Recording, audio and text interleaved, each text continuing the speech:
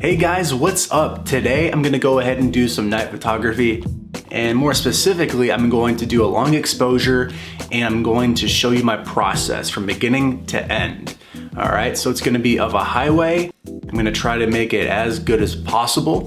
And now I need to tell you what supplies you're gonna need or tools you're gonna need in order to get your own long exposures at night. So first off, you definitely need a camera. Like, if you don't have a camera, like, then what are you shooting on, you know? You need also to have a tripod, and you have to have a basic understanding of ISO, aperture, and shutter speed. Not in that order, I'd say reverse order. So shutter speed, aperture, and ISO. By the end of this video, you will hopefully be able to do your own long exposure shots. So here's some quick pointers when you're doing night photography. First off, research the location that you're gonna be shooting in. Prepare for any kind of scenario that you might run into. Anticipate the worst, like be safe is what I'm saying. I would also recommend wearing lighter clothes so like that you are visible, so it doesn't look like you're trying to sneak around and be creepy. Walk with confidence and, you know, make your presence known like if you need to. Another tip is to guess at what your settings are gonna be on location. You know, what's your shutter gonna be, your aperture, your ISO. If you kind of nail those down ahead of time, it'll make your time on location go by a lot faster. Now, the settings that you guess before you go to your shoot might not be the ones that you end up using. You might be like, oh, this is completely wrong. Another tip is to plan out how you're going to frame the shot ahead of time so you can kind of get in and get out. You know, of course, when you get there, you might get the first shot that you envisioned and then kind of experiment after. But just kind of go in with some confidence, and get a shot that you know that will work. It's all about efficiency and really maximizing your time, because when you are doing this, it's gonna be late, so you don't want to spend hours upon hours just trying to figure out your settings, figure out where you're gonna park, figuring out what exactly the shot's gonna be. Is this okay to shoot here? You gotta figure out all these kinds of things before you get to your location. You wanna make sure it's all ready for you, basically. So it is time to go to our location because we've planned this out for months. I'm kidding. I planned it out maybe a few hours in advance. So we're gonna get to the location. It's probably gonna take us an hour to really get through, like driving, setting up, and then getting a couple like standard shots and then experimenting, driving back. It'll probably take about an hour. All right, I'm excited.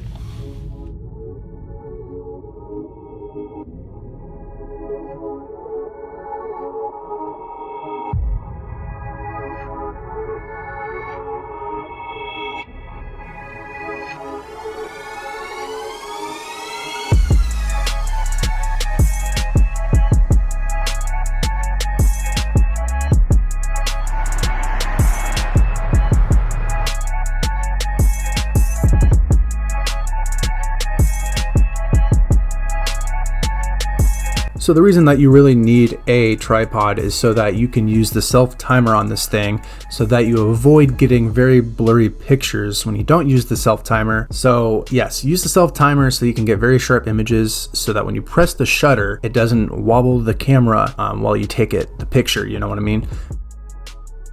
Okay, so my first settings for the first picture I took this night, I had my aperture at f/16 and then a 15-second shutter at 70 millimeters, and also my ISO was 100. So the picture isn't much, but the settings are pretty on point actually.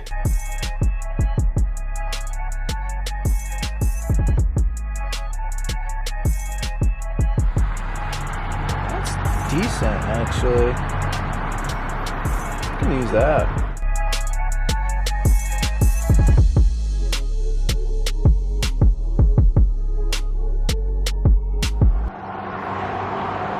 It's pretty loud, I'll say that much.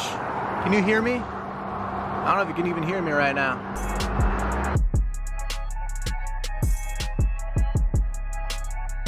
Another important thing to do is to zoom in before you take the shot, just to make sure that the image is going to turn out sharp.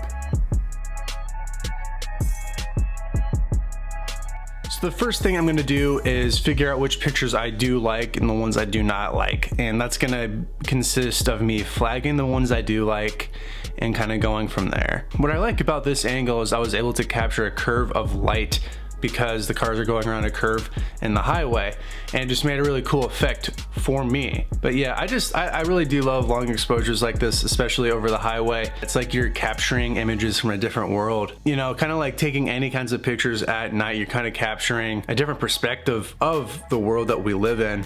And I think it's just really fascinating because at night there are just a lot of different rules you have to follow as opposed to taking pictures during the day. So for me, when I do long exposure shots of the highway, especially at night, I need to make sure that my shutter speed is longer and that my aperture is smaller. Please go ahead and play around with your settings, but if you want smaller streaks of light, I recommend shortening up your shutter speed. So as you can tell, my settings did change a little bit. So my aperture is 7.1 and my shutter speed is 4 seconds here. And of course my ISO stayed at 100. So now I'm having a good time. I'm just editing away here, you know, doing some stuff like temperature, sharpening the image, all that kind of stuff. Just kind of going through all the images and doing that. Highlight, you know, all that fun, amazing, extravagant stuff.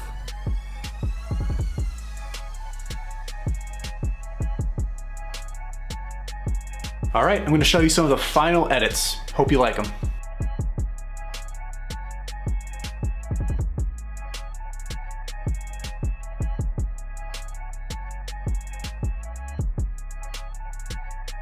That wraps up this video. Thank you guys for watching. Please make sure to like, subscribe, leave a little comment, do all that kind of stuff if you would like to. I'll see you guys next time. Bye.